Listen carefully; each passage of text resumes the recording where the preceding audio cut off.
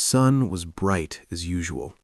He checked the small, long-tail boat tied to the pier, his bare feet sure on the worn wooden planks. The engine coughed once, then settled into a steady hum. "My uncle lets me borrow it sometimes," Sun said with a big smile. "He says it's better if the boat is used than just sitting here." Leo smiled. "And where are you taking me?" Sun glanced back at him, eyes bright. "Koh Bon. It's small, quiet, good water. You'll like it." The boat cut through the sea, the water a deep, impossible blue. The wind whipped through Leo's hair, warm and salty. He held on to the side of the boat, watching the shoreline slowly disappear behind them. Palms shrinking, buildings fading, Phuket turning into a soft green shape in the distance. Small fishing boats rocked gently in hidden coves, and the distant sound of waves lapping on sand added a steady rhythm to the ride. Sun steered easily, one hand on the handle, the other resting loosely on his thigh. He looked relaxed out here, like the sea was an extension of him. Every time the sun hit his hair just right, Leo caught himself staring. "This is definitely worth more than 6 points," Leo said over the engine noise. Sun laughed. "Good, I was hoping for bonus points. But what's my new reward?" Leo shrugged, but smiled secretly. "We will see."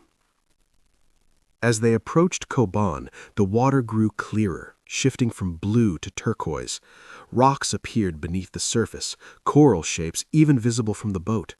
Schools of tiny silver fish glimmered like confetti in the sunlight. Sun slowed the engine, letting the boat drift closer to the shore.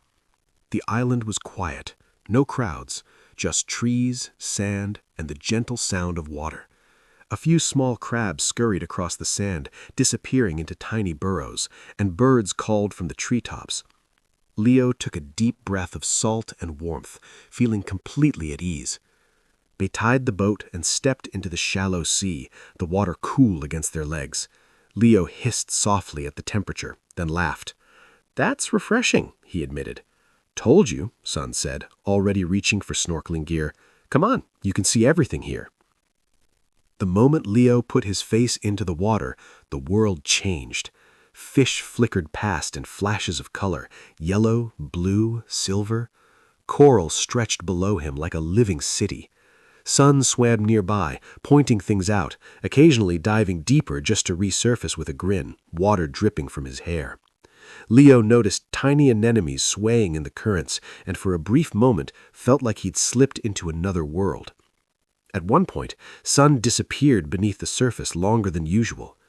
Leo surfaced, scanning the water. "Sun?" A second later, Sun popped up right beside him, far too close, eyes sparkling with mischief. Leo startled, then laughed. "You're going to give me a heart attack." Sun shrugged innocently. "That's not worth a point?" Leo shook his head, still smiling. "Nice try." They swam until their arms ached pleasantly, then collapsed onto the warm sand, towels spread beneath them. Sun pulled food from a bag, sticky rice wrapped in banana leaves, grilled chicken, fresh fruit. A coconut lay nearby, its top cut open for drinking. Leo picked up a slice of mango, and Sun teased him by pretending it was a cannonball, narrowly missing his nose. They ate with their fingers, sitting close, knees brushing. The sun climbed higher, warming their skin. Somewhere above them, leaves rustled softly in the breeze, and a lone parrot screeched from a tree. Leo could hear distant music from a small radio on a neighboring beach, faint but cheerful. "This feels unreal," Leo said quietly. Sun glanced at him.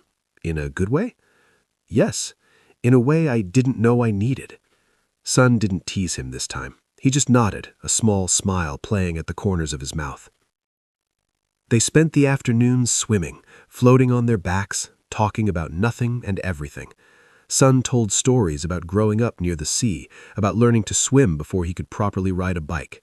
Leo listened, relaxed, letting the island work its quiet magic on him. As the day began to fade, the light softened. The sky shifted to gold, then orange, and the reflection on the water looked like molten fire. Sun untied the boat again, helping Leo climb in. They didn't head back right away. Instead, Sun cut the engine a short distance from shore and let the boat drift. Leo leaned back, the wooden deck warm beneath him.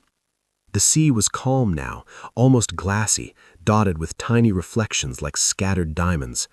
A small school of fish broke the surface near them, sending ripples across the water. They slipped into the water again, holding on to the side of the boat. The sun hovered low, painting the sky in warm colors that reflected endlessly across the surface. Leo leaned back, letting the water support him. I don't think I've ever watched a sunset like this. Sun floated beside him. And it's good? More than good, Leo nodded, eyes tracing the horizon. Sun turned towards him, expression softer now, quieter. The playful energy was still there, but beneath it was something more careful.